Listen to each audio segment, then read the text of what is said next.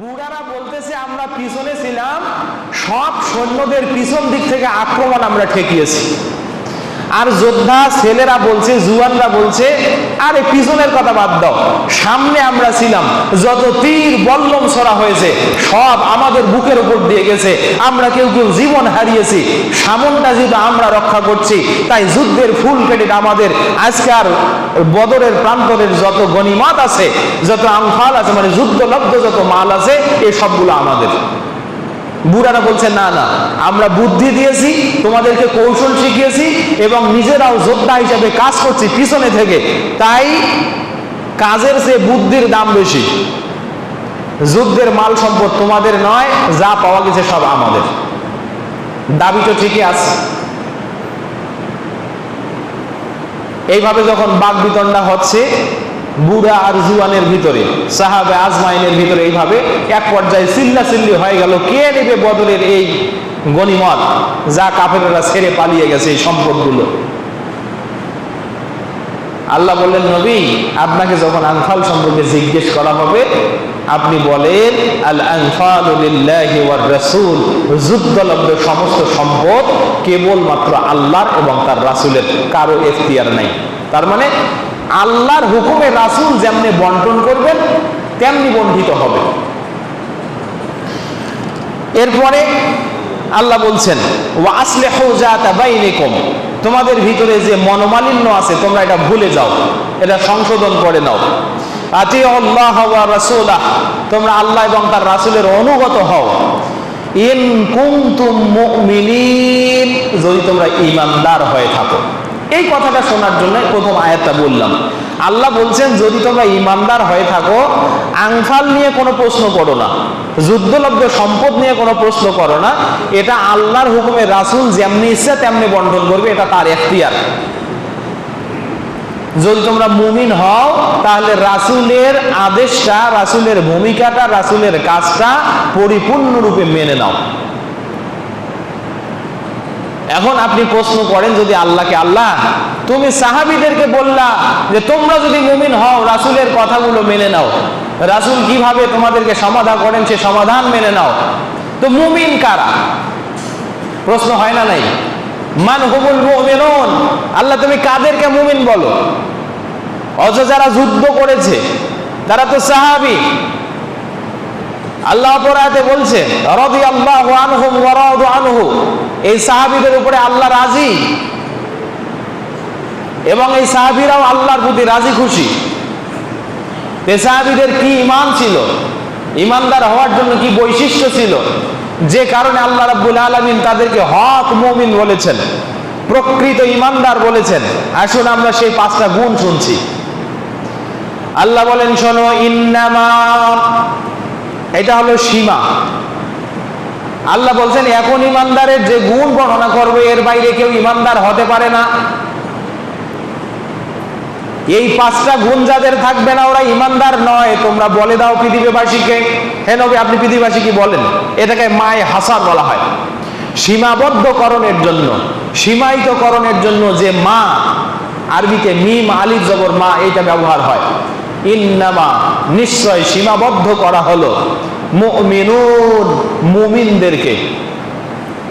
অর্থ হলো মুমিন হলো তারা যারা আল্লাযীনা ইযা যুকিরাল্লাহু ওয়াজিলাত কুলুবুহুম, তাদের সামনে যখন আল্লাহর আয়াতগুলো পড়ে শোনানো হবে। 1 নম্বর গুণ, ওই ঈমানদার তারা হবে যাদের সামনে আল্লাহর আয়াত পড়ে শোনানো হবে আর তাদের অন্তরগুলো ওয়াজিলাত কুলুবুহুম, তাদের হৃদয়গুলো উদ্বেলিত হবে, নরম হয়ে যাবে। হৃদয়গুলো নরম হবে, হৃদয়গুলো আর পাথরের মতো শক্ত থাকবে না। এই দেখেন কেমনে হৃদয় নরম হয়। আমি যখন এই বাংলা, ভারত আর পাকিস্তান, এরা তো কোরআন বোঝে না, কোরআন বোঝা মানুষ খুব কম। আমি মিশরের কারি, যখন আব্দুর রহমান আল আফাসি ওনার কেরাত শুনি, আল কোরআনের 62 নম্বর সূরা, সূরা জুমা, এই আয়াতটা তিনি পড়ছিলেন। قل إن الموت الذي تفرون منه فإنه ملاقيكم ثم تردون إلى عالم الغيب والشهادة فينبئكم بما كنتم تعملون। আমি তো খুব সহজে পড়ে ফেললাম যে যখন নামাজে এই আয়াতটা তিনি পড়ছিলেন আমি দেখতে পেলাম ওনার কণ্ঠ এত পরিমাণে ভারী হয়ে গেল, বারবার ডুকরে ডুকরে কাঁদছে। কুল ইন্নাল মাউতাল্লাযী, এই কথা বলার পরে 30 সেকেন্ড নীরব, মসজিদ একবারে স্তব্ধ হয়ে গেল।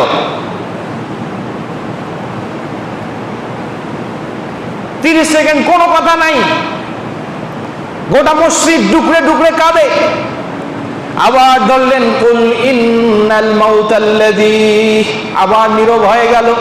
তারপরে বলছে তাফিরুনা মিনহু ফাইন্নাহু মুলাকীকুম, এটা তো আল্লাহর আয়াত, সূরা জুমার 5 নম্বর আয়াত, 6 নম্বর আয়াত।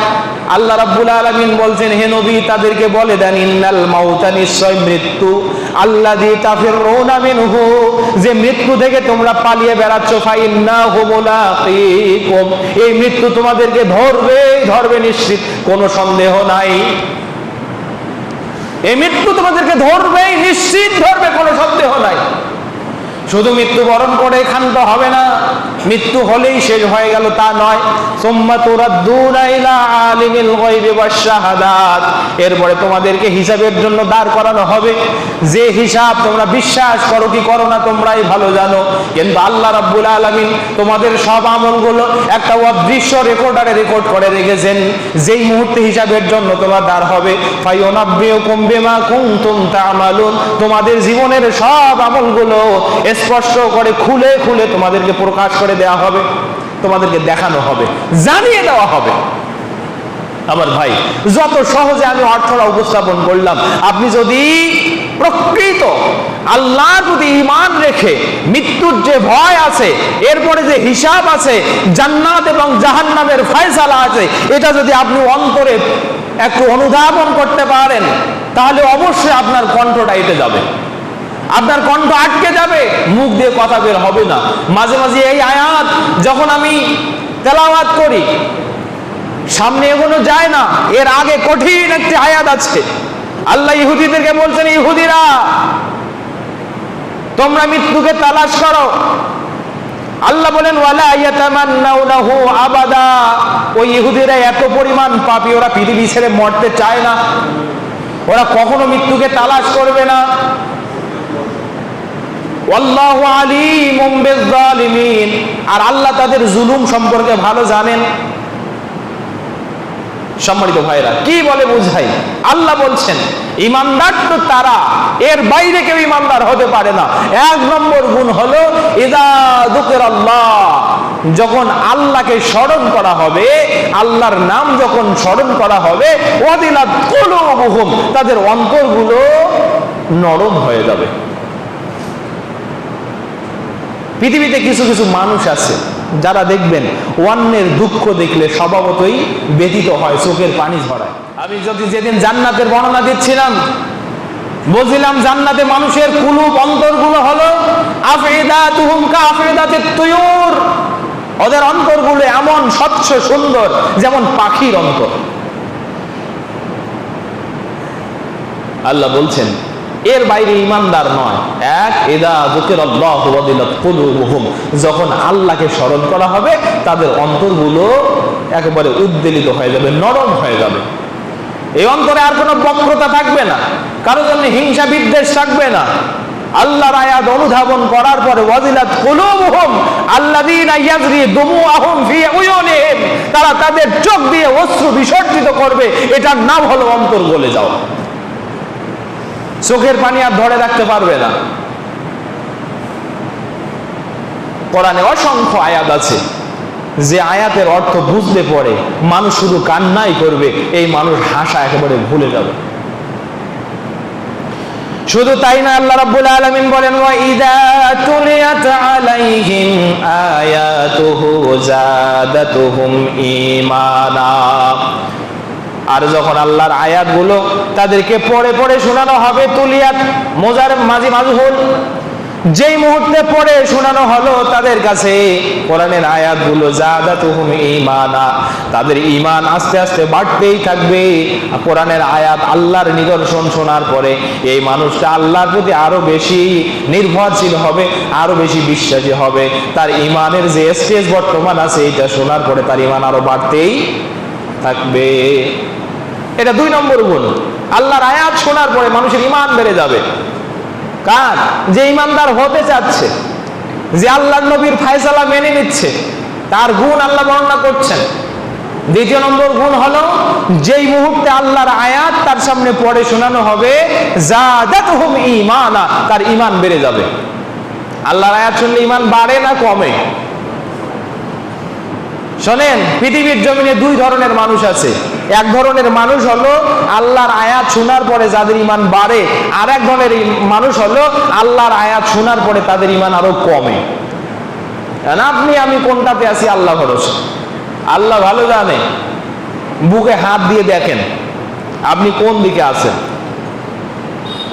আল্লাহ বলেন, ওয়ালা ইয়াজিদুজ জালিমিনা ইল্লা খাসারা। সূরা বনী ইসরাঈলের ভিতরে আসছে, এই কোরআন যখন মানুষের সামনে তেলাওয়াত করা হবে, কিছু জালেম আছে, এই কোরআন আমি আল্লাহ সকলের উপকারের জন্য দিয়েছি, তবুও ওই জালেমরা কোরআন শোনার পরে যখন পৃষ্ঠ প্রদর্শন করে চলে যাবে, ওদের ঈমান তো বাড়বেই না, বরং যে স্তরে আছে ওই স্তর থেকে তাদের ঈমান আরো ধ্বংস হবে। তার কারণ কোরআন ধ্বংস করবে কি না, কোরআনের বিরুদ্ধে যাওয়ার কারণে তার ঈমান ধ্বংস হবে। ওয়ালা ইয়াজিদুজ জালিমিনা ইল্লা খাসারা। কোরআন জালিমদের শুধু ক্ষতি করে, কোরআন জালিমদের শুধু ক্ষতি করে, ওদের ঈমান আরো নিম্নগামী হয়। আর সূরা তাওবার 122-23 নম্বর আয়াতে বলছেন, ফাজাদাতুহুম ঈমানান মা ঈমানিহিম। যেই মুহূর্তে কোরআনের আয়াতগুলো তাদের সামনে পড়ে শোনানো হবে, তাদের পূর্বের ঈমানের সাথে এই আয়াতের দৃঢ়তার কারণে, মেনে নেওয়ার কারণে তাদের ঈমান আরো বেড়ে যাবে। বলেন সুবহানাল্লাহ। তাহলে 2 ধরনের মানুষ আছে। কোরআন শুনলেই সকলের ঈমান বাড়বে এমনটা বিশ্বাস করা যায় না, এমনটা বলাও যায় না, বরং কোরআন কারো ঈমানের জন্য ক্ষতিকর আর কারো ঈমানের জন্য লাভজনক। শুকর আমার ভাইরা, তাহলে বলেন ঈমানদার হওয়ার জন্য 1 নম্বর গুণ কি? আল্লাহকে যখন স্মরণ করা হয় নরম হয়ে যায় অন্তর। 2, ওয়াইদা তুলিয়াত আলাইহিম আয়াতুক। যেই মুহূর্তে আল্লাহর আয়াত পড়ে শোনানো হবে, জাদাতুহুম ঈমানা, ঈমান বেড়ে যায়। জানি না কার ঈমান বাড়ে, কেমনে বাড়ে। দেখেন আল্লাহ বলছেন আকিমুস সালাত, পরে আসছি আমি, পরে আসছি এটাতে। দেখেন তাহলে এটা জেনে নেন, আল্লাহর কোরআন শোনার পরে ঈমান বাড়বে, এটা ঈমানদারিত্ব, এটা ঈমানদারের গুণ, এবং এমন গুণ যে গুণ ছাড়া ও ঈমানদার হতেই পারে না। এটা এমন গুণ যে গুণ ছাড়া ও যত বড় সুফি হোক, আল্লাহর কোরআন শোনার পরে যদি তার ঈমান না বাড়ে, আল্লাহর প্রতি বিশ্বাস যদি দৃঢ়তা তার বেড়ে না যায়, বুঝতে হবে ওটা ঈমানদার নয়, যতই সালাত আদায় করুক অথবা অন্য কিছু। এবার আসেন, ওয়া আলা রাব্বিহিম ইয়াতাওয়াক্কালুন। 3 নম্বর গুণ হলো ওই তো ঈমানদার যে আল্লাহর প্রতি সর্বদা নির্ভরশীল। কিসের? কার প্রতি নির্ভরশীল? আল্লাহর প্রতি নির্ভরশীল। আল্লাহর প্রতি নির্ভরশীলতা এটা এক আজীব আমল, এটা এক আজীব আমল। আল্লাহর প্রতি যে নির্ভরশীল হবে, সামনে পাহাড় সম বিপদ, কিন্তু লোকটা জানে আমি ন্যায়ের উপরে আছি, কখনো বিচলিত হবে না। আল্লাহর প্রতি যারা নির্ভরশীল হবে, সামনে পাহাড় সম বিপদ, কিন্তু তার নফস জানে আমি ন্যায়ের উপরে আছি, সে কখনো বিচলিত হবে না। আল্লাহর প্রতি যারা নির্ভরশীল হবে, আপনি বিশ্বাস রাখেন হাজার হাজার বিপদ তার মাথার উপরে ঘুরপাক হবে, কিন্তু সে কখনো 1 চুল ডাইভার্টেড হবে না, 1 চুল হারামের দিকে যাবে না, 1 চুল অন্যায়ের দিকে যাবে না, কাউকে ঠকানোর চেষ্টা করবে না, এরকম কোন চিন্তা তার মাথায় আসবে না। বরং ওয়াকুমু লিল্লাহি কানিতিন, যেই মুহূর্তে বিপদ ওই মুহূর্তে সালাত আছে না নাই? আল্লাহ নবী বলছেন, বিপদে পড়েছো, সালাতে দাঁড়িয়ে যাও, তোমার যত যাচনা তুমি আল্লাহর কাছে বলো। কবুল করার মালিক কে? ওই আল্লাহ। এটা হলো ঈমানদারের 3 নম্বর গুণ, যে গুণ ছাড়া একজন মানুষ ঈমানদার হইতে পারে না। কিন্তু আমরা আল্লাহর প্রতি সেই নির্ভরশীলতা দেখাতে পারি না। আল্লাহর নবী আল্লাহর প্রতি নির্ভরশীলতার যে চূড়ান্ত রূপ, যে চূড়ান্ত প্রতিমূর্তি, সেটা দেখিয়েছেন তিরমিজির ওই হাদিসে। আবু হুরায়রা রাদিয়াল্লাহু তাআলা আনহু বলছেন, ক্বালা রাসূলুল্লাহ সাল্লাল্লাহু আলাইহি ওয়াসাল্লাম, আল্লাহর নবী সাল্লাল্লাহু আলাইহি ওয়াসাল্লাম বলেছেন, লাউ আন্নাকুম কুনতুম তাতাওয়াক্কালুনা আলাল্লাহ, হে আমার ঈমানদার মুত্তাকি আমার উম্মত, তোমরা শুনে রাখো, তোমরা যদি আল্লাহর প্রতি নির্ভরশীল হইতে,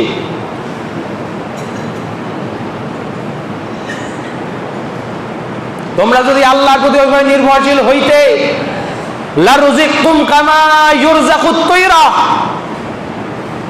তোমরাও তাহলে পাখির মতো রিজিক প্রাপ্ত হতে। তোমরা যদি আল্লাহকে পরিপূর্ণভাবে, আল্লাহর প্রতি যদি পরিপূর্ণভাবে নির্ভরশীল হতে, তোমাদের ইয়াকিন এবং বিশ্বাস যদি থাকতো আমাকে প্রতিষ্ঠিত করার মালিক তিনি আল্লাহ, আমাকে সম্মানিত করার মালিক তিনি আল্লাহ, আমাকে মৃত্যু দেওয়ার মালিক তিনি আল্লাহ, আমার যত আছে জীবনের যত প্রয়োজন সব প্রয়োজন পূরণ করার মালিক তিনি আল্লাহ, এই বিশ্বাস, এই নির্ভরশীলতা, এই ইয়াকিন যদি তোমার থাকতো, লা রুজিকতুম কামা ইউরযাকুত তায়রু, ওইভাবেই তোমরা রিজিক প্রাপ্ত হতে যেভাবে আল্লাহ পাখিদেরকে রিজিক দিয়ে থাকেন। পাখিদেরকে আল্লাহ কেমনে রিজিক দিয়ে থাকেন? তারুহু বিতানান তাকদু বিতানান তাকদু খিমাসান ওয়া তারুহু বিতানা, পাখিরা সকালবেলা আল্লাহর উপরে ভরসা করে খালি পেটে বাসা থেকে বের হয়ে যায়। ওই পাখি জানে না কার চারণ ভূমিতে গিয়ে ধান খাবে, ওই পাখি জানে না তার জন্য কোথায় একটা পোকা আল্লাহ নির্ধারণ করে রেখেছে, কোথায় একটা কীট পতঙ্গ আল্লাহ নির্ধারণ করে রেখেছে, ওই পাখি জানে না আদৌ তার পেট ভরবে কিনা। পাখিটা শুধু সকালবেলা আল্লাহর তাসবির সুরে সুরে যখন আকাশের ডানা ঝাপটাতে থাকে, আল্লাহ তাকে ইশারা করে এক জায়গায় নামিয়ে দেন, ওই জায়গায় যাওয়ার পরে তার পেটটা পূর্ণ করে, বাচ্চারও হবে তা না, সে পূর্ণ পেটে আবার বাসায় ফিরে আসে। বলেন না সুবহানাল্লাহ। একটা পাখি সকালবেলা বাসা থেকে বের হয় খালি পেটে, আর রাতের বেলা যেই মুহূর্তে যখন সে তার বাসায় ফিরে আসে তখন তার পেটটা পরিপূর্ণ নাকি খালি? খাওয়ান কে? আল্লাহ খাওয়ান। সম্মানিত ভাইয়েরা, এই জায়গা আপনাকে বলি, বনি আদমের স্বভাব এমন, বনি আদম আল্লাহকে ভুলে গিয়ে এমন স্বভাবের অধিকারী হয়েছে। আল্লাহ নবী মুহাম্মদ সাল্লাল্লাহু আলাইহি সাল্লাম মিশকাতুল মাসাবিক কিতাবুর রাকাক ফজলুল আউয়াল হাদিসে এসে রাসূল সাল্লাম বলছেন, বনি আদমের লাউ আন্না লি বনি আদম ওয়াদি মিন জাহাবেন, বনি আদমের যদি একটা স্বর্ণের পাহাড় হয়, বনি আদম চিন্তা করে একটা দিয়ে কেমনে দুনিয়াতে চলা যায়, আমার আরো একটা চাই। স্বর্ণের পাহাড়ের কথা বলছেন আল্লাহ নবী মুহাম্মদ সাল্লাল্লাহু আলাইহি ওয়াসাল্লাম। স্বর্ণের পাহাড়ের কথা বলছেন। বনি আদমের একটা যদি স্বর্ণের পাহাড় হয়, বনি আদম বলে না না, এইটুকু দিয়ে জীবন চালালে হয় না, এইটুকুতে জীবন পার করা যায় না, এত কষ্টের জীবন মেনে নেওয়া যায় না। সে এবার by hook or by crook he has to achieve, আরো তাকে স্বর্ণের পাহাড় অর্জন করতে হবে। এই চিন্তায় সে তার নিজের কর্তব্য ভুলে গেল, সন্তানের প্রতি তার যে নসিহার দায়িত্ব আছে সেটা ভুলে গেল, স্ত্রীকে পর্দা করানোর দায়িত্ব যে আছে সে সেটা ভুলে গেল, মেয়েকে পর্দা করানোর দায়িত্ব, উত্তম শিক্ষা দেওয়ার দায়িত্ব যে তার প্রতি আছে সে সেটা ভুলে গেল। ভুলে যাবে না কেন? সে তো এখন সব অর্থ ইনকামের জন্য ব্যস্ত। দেখেন এই দিক ছেলে জুয়া খেলে, মেয়ে বেপর্দায় ভরে, স্ত্রী কথা মানে না, সালাত আদায় করে না, বাবা মা ভাই বোন কে কোন অবস্থায় আছে কারোর সঙ্গে কোনো দিশা নাই, সব সম্পর্ক ছেদ করে দিয়ে ও শুধু চাচ্ছে নগদ টাকা, নগদ উপার্জন কিভাবে করা যায়, কিভাবে আমার পরিবারকে, আমার বাড়িকে, আমার সম্পদ আরো কিভাবে এনরিচ করা যায়, এই চিন্তায় আছে না নাই বলেন? আল্লাহ নবী বলেন, শোনো আমার উম্মত, এত চিন্তা করে কোনো লাভ নাই। জেনে রাখো, তুমি যদি এত চিন্তা করো তুমি বেফল। যেই মুহূর্তে তোমার বাড়ি থেকে তোমার লাশটা বের হবে, ইয়াতবাউল মাইয়াতা সালাসা, একটা মাইয়াতকে মাত্র তিনজন অনুসরণ করবে। কয়জন অনুসরণ করবে? তিনজন। লাশটা ছেলেরা ঘাড়ে নেবে, ছেলেরা লাশটা ঘাড়ে নেবে। ইয়াতবাউহু আহলুহু ওয়া মালুহু ওয়া আমালুহু, লাশটা এবার খাটলিতে তুলে ছেলেরা ঘাড়ে নেবে, পাড়া পড়শিরা ঘাড়ে নেবে, ছেলেরা ঘাড়ে নেবে। তাদের মাথায় এবার চিন্তা আছে, ওই যে মুহাজির পাড়ার বাজারে বাবার একটা দোকান আছে, আজকেই তো বাবাকে মাটি দেওয়ার পরেই দোকানটা ভাগ করা লাগবে, এটা বড় ভাই পাবে না ছোট ভাই পাবে? কে পাবে? এই চিন্তায় বাবার লাশ ঘাড়ে নিয়ে তার মাথায় এই চিন্তা, তার মানে তার আমল, তার সম্পদ বাড়ি থেকে বের হলো ছেলেদের মাথায়, সন্তানদের মাথায়। ও আমালুহু, তার আমলটাও বাড়ি থেকে বের হয়েছে।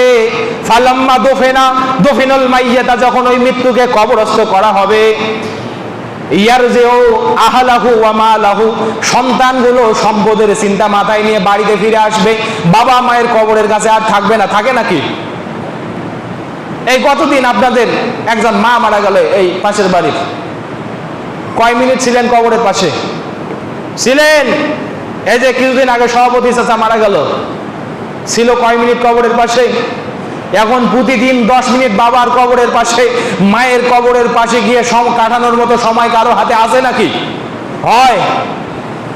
ওই ঈদের দিন বেদাতি পদ্ধতি পেয়েছে, একবারে গোটা পরিবার যা বাপের পার কাছে দাঁড়িয়ে আচ্ছা মতো দোয়া করছেন। ওটাও চলে না শরীয়তে, ওটা শরীয়তে চলেই না। আপনি করছেন কেন?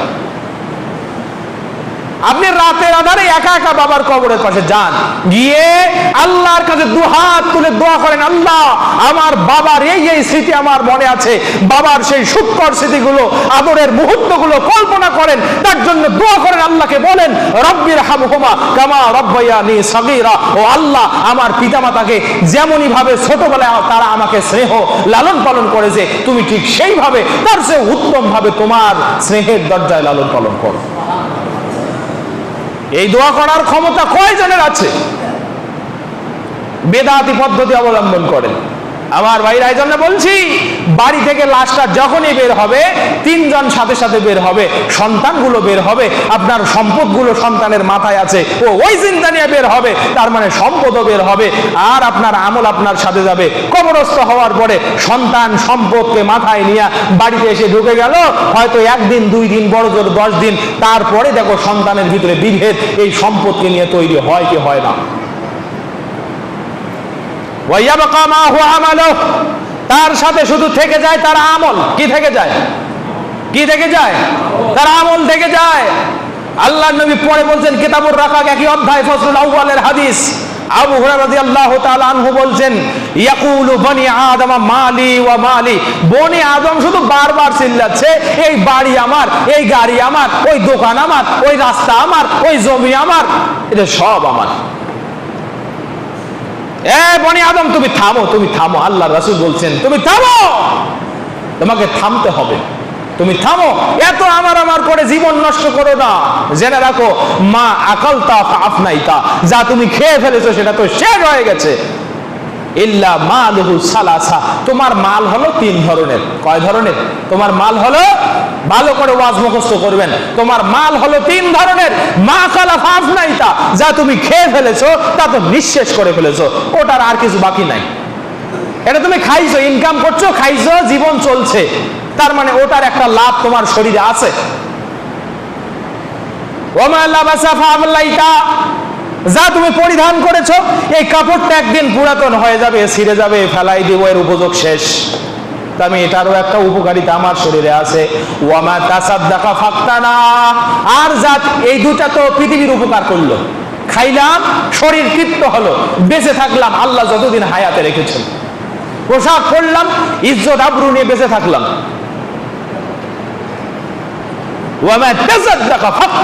আর যা তুমি সাদকা করেছো সেইটাই কেবল তোমার আখিরাতের পরপারের ওই আমল নামায় যুক্ত হয়েছে। তাহলে বলেন, মাল 3 ধরনের। কয় ধরনের? ওয়ামা সিওয়া যালিকা ফাহুয়া তারিকুন ওয়া যাহিবুন লিল আখির, এই 3 ধরনের সম্পদ ছাড়া তুমি পৃথিবীর জমিনে যা রেখে গেছো এটা তোমার নয়, এটা হলো অন্যের সম্পদ। আল্লাহর নবী কথা বলতে বলতে বলছেন, আরে তোমরা কত বোকা, তোমরা কত বোকা আমার সাহাবীরা, তোমরা কত বোকা, তোমরা সকলে কিনা, আর তোমরা সকলে ভালোবাসো অন্যের সম্পদকে রক্ষণাবেক্ষণ করতে। সাহাবীগণ আশ্চর্য হয়ে গেলেন, ইয়া রাসূলুল্লাহ মা লাইসা ফিনা আহাব্বু মাল আখির, এ নবী আমাদের ভিতরে এমন কেউ নাই যে অন্যের সম্পদকে মহব্বত করে, অন্যের সম্পদ আঁকড়ে নিয়ে বসে থাকে। আল্লাহর নবী এমন কেউ নাই। আল্লাহর নবী বলছেন, ওরে পাগল, জেনে রাখো যা তুমি কবরে নিয়ে যাবে, যা তুমি সাদকা করবে, ওইটা কেবল তোমার সাথে যাবে, আর যা তুমি পৃথিবীতে রেখে যাবে ওটা কার? বলেন কার? ওটা তো সন্তানের অথবা ওয়ারিসের।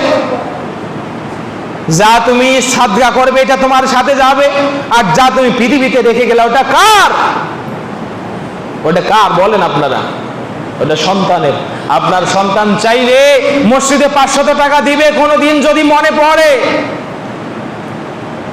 না চাইলে জীবনেও দিবে না। আবার যদি সন্তানকে গরিব হালেও রেখে যান, মনে রাখবেন ওই সন্তান কোনোদিন দোয়াও করবে না। গরিব, একেবারে গরিব হওয়া এটা একটা পাপ। সন্তানকে একেবারে গরিব করে রেখে যাওয়া এটাও অনুচিত।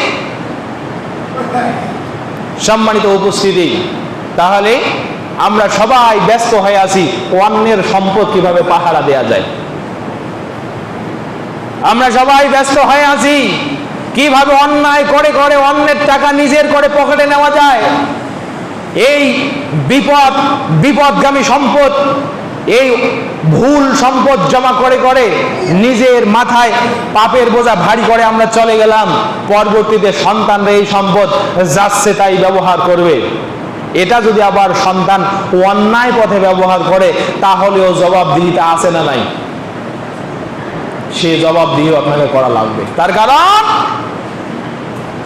যেই মুহূর্তে কিয়ামতের ময়দানে ফায়সালা হবে, وقال الذين كفروا ربنا أرنا الذين أضلانا من الجن والإنس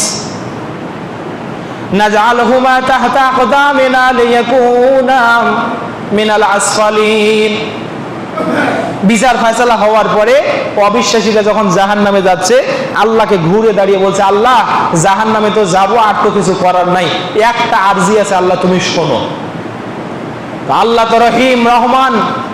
আল্লাহ বলবেন, বান্দা কি বলতে চাও বলো। বলে, আল্লাহ পৃথিবীর জন্য বাবা মা শুধু জন্মই দিয়েছে, ইসলাম শিখায় নেই। শুধু জন্মই দিয়েছে, এই সম্পদ যে হক পথে ব্যয় করতে হবে এটা বাবা শিখায় নাই। যার কারণে সম্পদ যেচ্ছাতাই ব্যবহার করে আমরা জাহান্নামী হয়ে গেলাম। আল্লাহ তোমার কাছে আরজি, আমার বাবা তো জান্নাতে গিয়ে কলা খায়, ওই জান্নাতে কলা তার জন্য হারাম করে দেব, ওকে সামনে এনে দাও, পায়ের নিচে পিষ্ট করে আমিও জাহান্নামে যাব, ওকেও জাহান্নামের নিচে তলিয়ে দেব। কথা বুঝতে পেরেছেন? আপনি মনে করবেন হুজুর সন্তান কি এই কথা বলবে আদৌ? আয়াতের তাফসীর পড়ে দেখেন, তাফসীর ইবনে কাসির, বলবে কি বলবে না।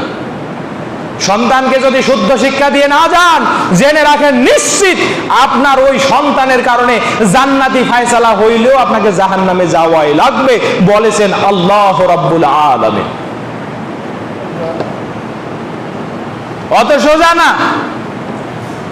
दीन दिल्ली का लड्डू ना है, अगर चाहे उसको खा ले, ना से इसको रख दे, ना से इसको छोड़ दे। দিন তো ওই লাড্ডুর মতো নয়, চাইলেই খাইবেন, না চাইলে ছুঁড়ে ফেলে দেবেন। সম্মানিত উপস্থিতি, তাহলে এই কথা আপনাকে নির্ভরশীল হতে হবে কার উপরে বলেন? আলাইকা আন তাতাওয়াক্কাল আলাল্লাহি ফি কুল্লি হিনিন ওয়া ফি কুল্লি আনিন ওয়া ফি কুল্লি হালিন ওয়া ফি কুল্লি ওয়াক্তিন। প্রতিটা মুহূর্তে, প্রতিটা ক্ষণে, জীবনের প্রতিটা সময়ে তাওয়াক্কুল করতে হবে আল্লাহর কাছে। এটা আপনার প্রতি ওয়াজিব, এটা আপনার উপরে ওয়াজিব। তাহলে বলেন, যে গুণ ছাড়া ইমানদার হওয়া যায় না, এক নম্বর গুণের নাম আল্লাহর স্মরণ হলে অন্তর কি হয়? অন্তর নরম হয়, অন্তর বিগলিত হয়ে যায়।